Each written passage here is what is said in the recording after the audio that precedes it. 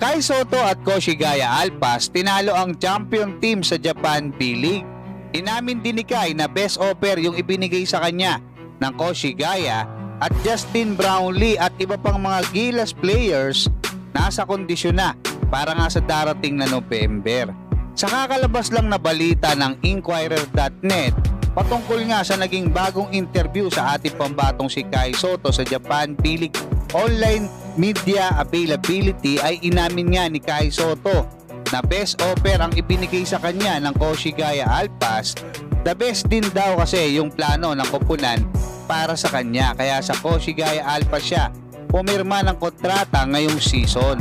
Matatandaan na ayon sa mga reliable sources, hindi lang natin maging ni Homer Sison at ng iba pa ay umaabot sa $600,000 yung pinakamababa at $900,000 yung pinakamataas na offer dito nga sa ating pambatong si Kai Sotto para lang sa isang season. Itong ngayong season lang mga kabasketball.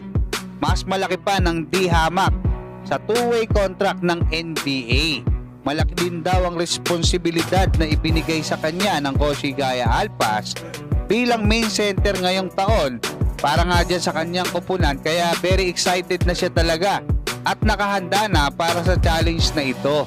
Malaki din daw ang yung naitulong ng paglalaro ni Kai Sotto sa nakaraang FIBA OQT para sa ating Gilas Pilipinas dahil mas tumaas yung kanyang kumpiyansa at itinuturing niyang big year ito para sa kanya at sa Koshigaya Alpas. At kanina nga ay nakabawi na sila sa champion team ng Division 2 ng Japan B-League na nakalaban nila doon nga sa finals matapos nila itong talunin sa score na 97-84 na kapwa kakapromote lang mula sa Division 2 papunta nga dito sa Division 1 ng Japan B-League. At aminado rin si Kai na hindi niya pa naaabot yung kanyang full potential at kailangan pa niyang magpalakas ng katawan at mas bumilis pa para matulungan niyang manalo ang kanyang koponan sa pagsabak nito ngayong season sa pinakamalakas na division sa Japan B-League. Samantala sa naging laban naman ng Barangay Ginebra at Meralco Bulls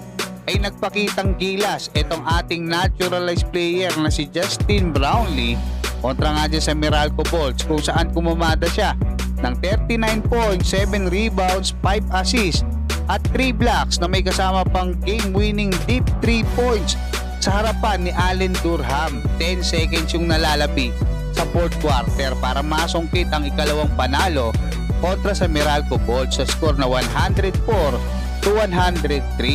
Bukod nga sa ating naturalized player na si Justin Brownlee ay maganda din yung naging performance ng iba pa nating mga Gilas player na si Scotty Thompson na nakapagtala ng 19 points, si Japet Aguilar ay may 11 points at si Chris Newsome naman ay nakapagtala ng 23 points. Hopefully ay maging kondisyon at healthy ang lahat ng mga players ng ating Gilas Pilipinas para nga dyan sa nalalapit na laban ng ating Gilas dyan nga sa New Zealand at Hong Kong sa darating na November. Hanggang dyan mga kabasketball, maraming salamat at God bless sa inyong lahat.